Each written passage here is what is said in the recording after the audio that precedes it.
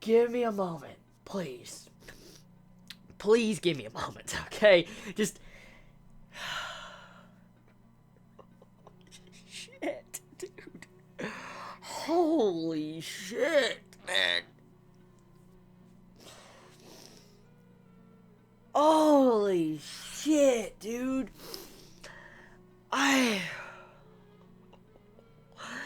Dude, you fucking know. Oh my god.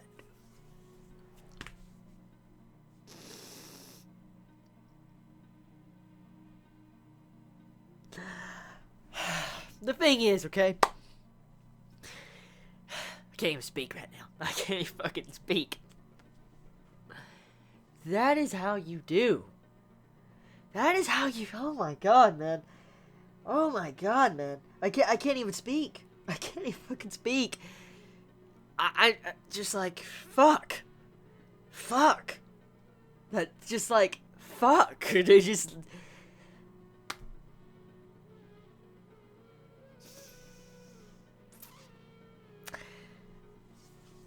You know, the thing is, okay, as I made that video like an hour and a half ago, maybe 2 hours by now, I heard a lot of talk about this episode. I was preparing myself. Little did I know what I would witness in this. Oh my god, dude. What I witnessed in this holy shit, dude. And this is why I love Fate. This episode is why I love Fate.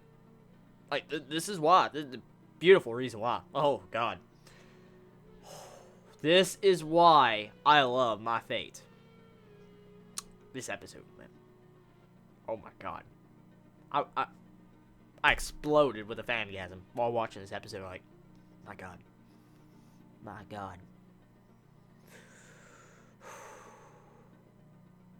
I don't even know where to begin. I don't even know where to fucking begin when it comes to this. Just, this is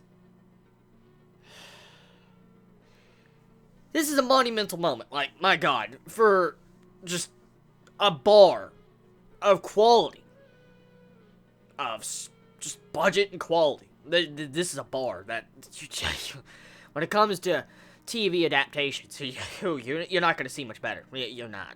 When you come to budget and quality of art and animation, CGI, no. Fuck, no. This is a bar that I don't think almost any studio besides Ufotable, or I don't even think Madhouse, could beat when it comes to the quality. Just the quality in general. Just the fucking quality of the episode in general. I'm not even getting into the writing, to what the episode's about. I'm not. I'm just talking about the quality. When it comes to production standards, I don't think anything in a very fucking long time,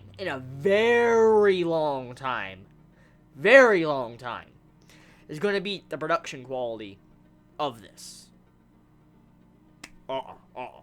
It's not happening. It's not. It's not fucking happening. Like, the bar has just been set way too damn high. It's way too damn high after this. That one scene alone, with the spinning blade that was thrown in this episode. Holy shit, that scene alone. Oh my god. Oh my god. Oh my god. Dear Ufotable Sama, never stop making Fate. Never stop making anime. Fuck. Just don't stop making. Serious. Like, damn. Don't stop. Just don't. Please. Just don't. Take my fucking money. I'm gonna buy. I'm buying Season 2 of Unlimited Blade Wars. I bought Season 1. I'm buying Season 2. This shit, if I wasn't sold yet, if I wasn't gonna buy it, episode, done deal. Done fucking deal. I would buy and spend $400 on that Blu-ray box set just for this episode. Just for this fucking episode. Because the amount of production in this episode, too damn high. Too damn high. You get your money worth just with this fucking episode.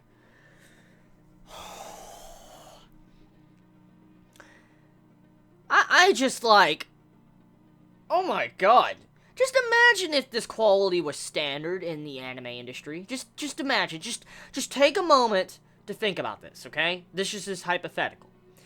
Just imagine if this was the standard in the anime industry when it comes to the quality of animation, art, and stuff like that. Just imagine if this was the standard. Oh, God, dude. One day I hope we reach that. One day I hope we reach that moment to where we can see quality like this in like One Piece to other series. Just, other series out there. Not just, Fate series in general. Or series that Ufotable makes. I just hope one day we get some quality like this. Like from other series. Like, oh my god, dude. I'm sorry I'm just talking about the production right now. But I have to. Fuck, dude. It's just like... This episode just right up my, just right up the anus, dude. Just like, I didn't expect that, dude. I didn't expect that. I did not expect this episode. It's just like, I knew it was gonna be good, but I didn't expect that. I just, the dialogue in Fate is so damn deep. It is so fucking deep, man. I love that. That is why I could sit here and talk about Fate for like 20 fucking minutes on one episode. And that's kind of unheard of when it comes to me reviewing a single episode. Like, it's rare to see me sit 20 minutes down just for one fucking episode of a series. It's rare. Yes, 10 minutes, 13 minutes, fine. That's normal, But 20 damn minutes... Bro, the fucking dialogue, damn.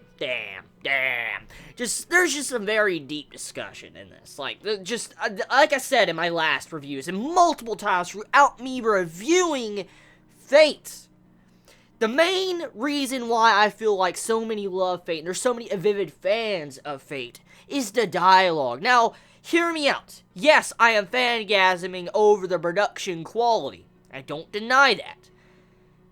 But the way Ufotable can put so much brilliant camera angles with the talking scenes keep you invested, and you're looking at this while the camera is changing through this dialogue, and you're like, oh my god, this fucking dialogue is so good, and when you give me this production with the camera angles, with just like, oh shit, just like, this right here is why Fate shines. It's because of the dialogue. The dialogue is why Fate is so fucking good. This is why I love it. I love series that give me some deep-ass dialogue where I could just sit here and engross myself in this fucking writing and complain and say what you want. Everybody has an opinion. Everybody has taste. Everybody has a right to not like this episode. Fine. I will accept that. I am fine with accepting that. But you're not gonna tell me that you can't see the somewhat deep dialogue in this series, especially with the last episode and this episode. Dude, it's just like, fuck, man. This right here. Just the clash of ideals. I mean, what Archer said to Emiya Shiro. Oh my fucking god, dude. What he just said to Shiro in this episode is just so damn... It just makes you think, and it makes your brain fucking explode, because I don't even want to know what I would do in that situation if I was like Shiro. Let's just say this, okay? If I was in Shiro's shoes, and I was him, and I saw my ideal self right in front of me, unreeling all these different threads about my inner psyche, revealing my personality, revealing my ideals, and breaking it down word by word, and telling me I'm a hypocrite with my ideals, bro, dude, just like, fuck. That's what this episode did. It just like Archer's discussion of rejecting Emiya Shiro, and then Emiya Shiro rejecting Archer. That right there, damn. Just, I love that dialogue. I love that dialogue. I'm a fan of that dialogue. That is how you do it. Like, it just, what makes it so amazing, why I love this episode, is because of just that one moment with Archer sitting there talking back to back with his counterpart, his younger self, and he's giving him like a lesson. He's talking about how he's a hypocrite, what is wrong, what is wrong with his ideals, of how his ideals are false, and how his ideals were given to him by Kuritsugu. I'm sitting here like, bro, stop, man. Just stop, Ufotable. Just stop, Fate. Just stop this shit. You're making me want to just... Fangasm, just like, ugh, just like, I know you want me to buy the series, but shit, you just like,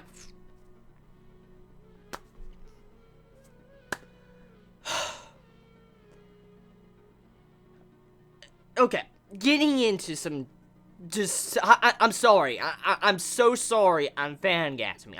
It's hard holding back right now. I want to dive in deep, and I'm trying to, just, please forgive me. It's so hard to hold back of why this is so good, man. After just the dialogue we had last week with that build-up of ideals, your ideal self, and then seeing your very ideal self being twisted like it was, and then ending up like he was, and then seeing that dialogue in this episode, it finished me off. I'm a sucker. I'm a fucking sucker for this type of dialogue. I am a huge-ass sucker for it. It draws me in. I'm like, bro, this is why I love Hunter x Hunter, because of that dialogue. That's why I love Hunter x Hunter. That's why. And then seeing this, I'm like, oh, just like, fuck.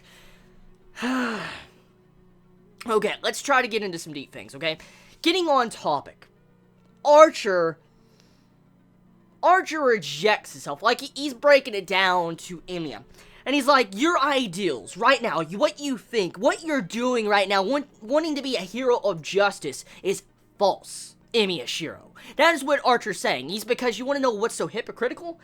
Your ideals are not your own. You were given those ideals by Kuritsugu. Your very ideals, your very reason to be existing at this moment is because of Kuritsugu and giving you that moment to seek out the ideals of being a hero of justice with that conversation with Kuritsugu. When you see that moment and you see Archer just breaking it down, telling him why his life is kind of a lie, and you see this, you see Archer say this, like, this is the crazy thing, why I love it so much. Archer is the ideal version of Emiya Shiro. He is the future. He is the possibility for Emiya. He is what will happen if Emiya Shiro accomplishes his ideals and obtains his ideals. That is what will happen. He sees the broken, shattered fragments of what his ideal really means. Archer does. He sees the big picture. And when he's sitting there cutting, trying to kill Shiro, he's like, you see what my ideals have done, what has caused me this pain and stuff, and you just see how, like, on his face, in the animation, you just see on Archer's face, he is pained, and from what you can pull out of that scene, when he is sitting there lecturing Shiro, he is pained even being killing himself. Like, you could tell on his face how distraughted he is when he's sitting there attacking Shiro. You can really see it. When you see him going after him and he's giving this, like, freaking lecture to Emiya, his face explains everything. That face alone just explains everything that Archer wanted to say of how he's lived his life and what hell he has went through and what he's lived after death. That right there, that one scene just explained it all. When you see that face of Archer, that one scene was enough. And then, it's not just that, man. Like, that ending conclusion with Shiro standing up is like, I'll reject you, you reject me. I will become the hero of justice. And he's like, I'm not going to try to become you. And just, oh my god, just to see the way the dialogue is just like, fuck, it's so damn deep. I gotta watch this episode multiple times just to really get the full picture of it. I really do. I only watched it once. And there's so much to this episode. There's so much. There's just so damn much to this episode, man. There's so much. There's so much. I haven't even gotten to the Lancer stuff or the Rin stuff. It's just like, fuck, man. Just to see that. I couldn't imagine if I was Emiya Shiro and I saw my ideal self broken like that. I don't know how I would fucking feel.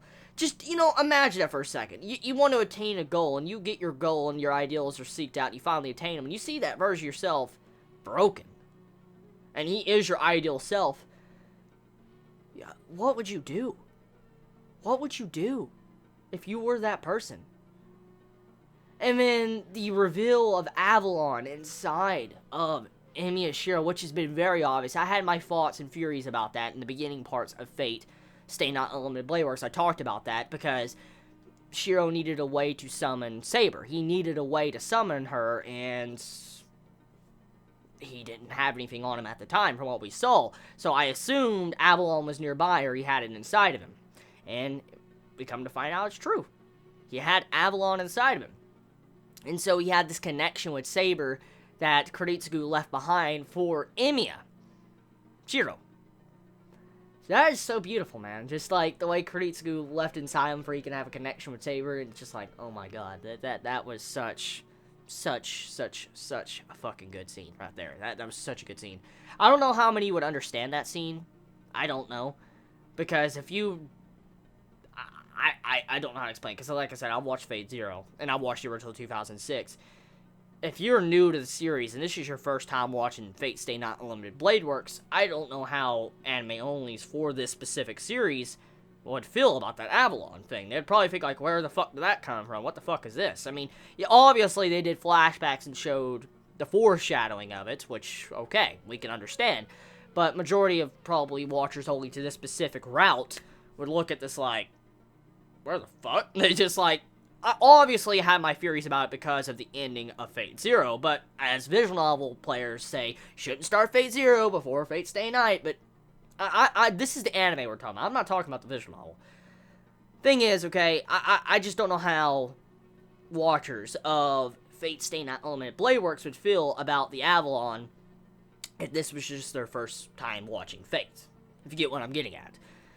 So, personally, I feel like for me watching Fate Zero, I was able to enjoy this scene so much more. I felt like I was able to enjoy this Kuritsugu connection with Saber and Emiya so much more with this episode for watching Fate Zero. I felt like that. I personally felt like that as an anime watcher. But I don't know how everybody else feels. This is just my personal viewpoint on the episode. Now, other details to get into, okay? Besides Avalon, to Shiro connecting with Archer every time they struck at each other, Emiya would gain more memories and knowledge about his, ideal self, along with, learning how to fight and use his trace on a lot better. Besides, the connections of that and all the little details there, we move over to the Ren, Lancer, and Kirei. Kotomina Kirei part. Lancer, oh my god, man. Lancer of Fate Stay Night Unlimited Blade Works is the equivalent to Rider of Fate Zero, in my personal opinion. That is what I truly feel about Lancer in this episode. Like, that's the equivalent of what I want to compare it to. Rider and Fate Zero made the fucking series for me. Say what you will. Rider was one of the best things to happen in Fate Zero. Lancer is my equivalent to Rider in Fate Stay Night. He is just such a bro. What he did in this episode, I didn't see coming, and that was unexpected. Like, he wills himself fucking back, kind of like Berserker. And he takes out Kirei Kotomine, like the main antagonist. So, from what we could assume with this, is that the main antagonist is going to be Gil, like the final battle, because Gil's nowhere to be seen in this episode. Like, he's just gone. He's fucking gone. And from what we can assume is, Kotomina Kirei, he's going to die in that fire with Lancer. So, that is left to be seen. So, I thought Kotomina Kirei would have survived towards the end. I really did. But, I'm shocked. I'm really shocked. I expected him to survive towards the end, but he's done. Unless he gets up again. But, the main thing I want to point out, though, is, okay, Lancer, what makes him such a good character, okay? Like, he's such a bro, the way his personality is, the way he's went out of his way to help out Ren, even though she is not considered his master. I love that about him. I mean, just his honor and the way he acted. He's like, I have no luck at all. Poor guy has an E-rated luck. But the guy is just, it makes me so sad, because I personally feel like Lancer, I really wish he could have lived out his days without dying, but there can only be one, sadly. Highlander reference, but there can only be one to survive. And even then, they're probably, they're all going to die to begin with. So, it's kind of sad, really, if you think about it. Because I really wanted Lancer to survive. And he was such a good servant. One of the best characters. An unexpected character to like. Like, I didn't think I would like Lancer that much. I really didn't. I thought I would have been kind of hating him. I didn't expect to like Lancer. I really didn't. I thought he always had a cool style. I liked his character and stuff like that, but I just didn't think I would like him to this extent. And to see how this episode did that, along with his final conclusion of how he, once again, bitch slapped, well, didn't really bitch slap, stabbed Shinji and about to kill him. Shinji runs like a little bitch. He's like, "Eh!" That was a good moment. Like, he did that twice to Shinji, and he hits him twice, and then he, like, pokes him, and he just runs like a little bitch. He's like, "Eh!" Just like that. It's just like, oh my god. Oh my god. Shinji is a little bitch, man. He just needs to fucking die. And with Shinji being around, that means Gil's still with the Master. So, yeah, that's gonna be crazy. Can't wait to see the final fight, because Gil is someone I want to see, display his might. The only time we really got to see Gil display his might was with Berserker. And I want to see him have a really good role in, this final conclusion. I mean, let's see here. There's still Archer versus Shiro going on, and that's not really done at the end of this episode, so that fight doesn't really have a conclusion. Maybe Archer and Shiro will settle their differences, and they'll fight and team up together against Gil. I don't know. I highly doubt that, actually, with two selves there. One of them is probably going to fucking die. But regardless of that, one of them are going to be fighting Gil. It's obvious. And probably Saber, too, added into the mix. So, getting back onto the Rin thing. Okay, Shinji was about to rape Rin. And Rin gave him 2 chances. He's like, you don't know anything, Shinji. You need to stop. I'm giving you your last warning. And Shinji's trying to rape Rin. And then all of a sudden, Lancer comes in, bitch slaps him to the fucking side, and then pokes him, and he runs off like a little bitch, dude. It was so good. It was such a good scene. It was such a good scene to this episode. Like, oh my god, that scene was just so priceless. The way he was just running away. And just to see how Lancer died like that, he got back up after he got stabbed. He's like, you think this is enough to kill me? No, it's not enough. I mean, he just gets fucking back up and kills Kotomina Kirei. Kotomina Kirei's like, what the fuck? He fucking hits the ground. That's just like, oh, man. Just, yeah. Episode, man. Couldn't ask for any better. You really couldn't. You can't ask for any better when you sit down and watch a series. You can't. There's a lot of deep dialogue in this episode. I haven't covered it all, of course. I know I haven't, because I need to watch this episode a whole lot more to get the full picture. But I will say this. I know it's there. And I know this episode was very, very deep. Very deep. Fucking motorcycles. You hear that? People. Sorry about that. But anyways, thing is, this is a very, very deep episode. So tell me your thoughts. When I end it here, you all have a wonderful day or night. Wherever you live, please be safe. Chibi out.